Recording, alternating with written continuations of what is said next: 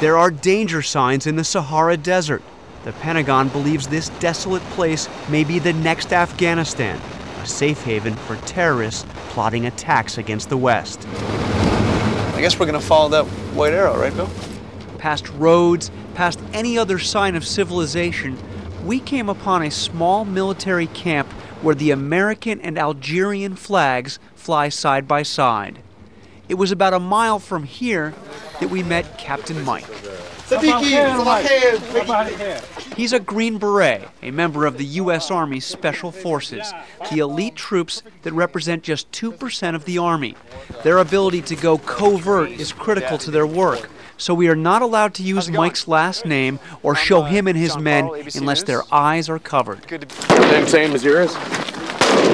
Captain Mike is the leader of a group of 12 Green Berets, a so-called A-team, that will work and live out here in the Sahara for 2 months.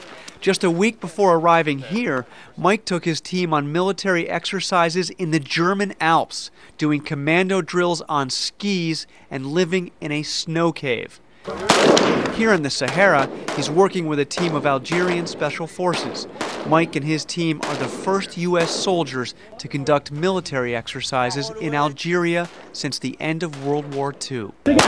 Now they're in the point of showing us their techniques, and then we're going to go ahead and show ours then. Small special forces teams like this one are spread out across North Africa to confront what the Pentagon believes is an emerging threat. The mission, to train local militaries to deal with it. Push that, and then you're ready. Algeria's Desert Commandos are already among North Africa's most well-trained troops, and they have real experience. For the last decade, they've been fighting an insurgency here in Algeria. Out here, they show off some acrobatic desert drills and want to see if the Americans can do the same. He's going to walk with him and do it? Exactly. Okay, so he needs a Kalashnikov then. Doing a flip with a fully loaded AK-47 isn't exactly typical work for the Americans. But he manages.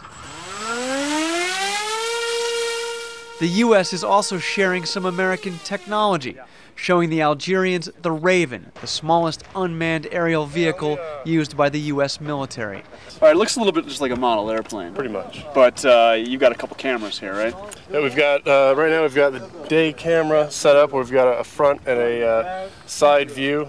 Launched like a paper airplane, the Raven is flown by remote control and can provide real-time intelligence to a team working out in the middle of the desert.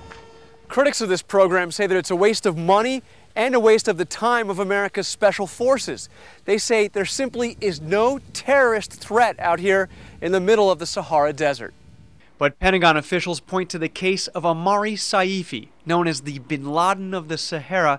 He took 32 Europeans hostage 3 years ago here near Tamanrasset, Algeria. Saifi collected a reported ransom of $6 million and managed to elude authorities for nearly a year, traveling 2,000 miles across several national borders before finally getting captured in Chad. He was certainly a key figure, but his arrest is not enough to totally neutralize that element of the network down here. Emily Hunt is a terrorism analyst who came out to the Sahara to get a look at the Pentagon's counterterrorism program. Last year, they issued a series of communiques, one of which was supporting Zarqawi's jihad against the West. Another was applauding his kidnap and ultimate murder of 2 Algerian diplomats in Iraq. In fact, Algerians and other North Africans have also been found in the ranks of foreign fighters in Iraq and Afghanistan. But for Captain Mike, this is about more than fighting an immediate terrorist threat.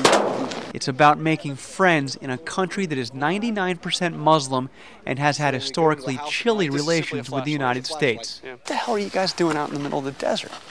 Because down here, we're away from everything. And you find out that no matter what a soldier is, what religion, what country, they're the same. The same. He says his men can learn from the Algerians and in the process show some superpower humility. We can't be so big as like Americans say, oh, we're the best and da-da-da-da.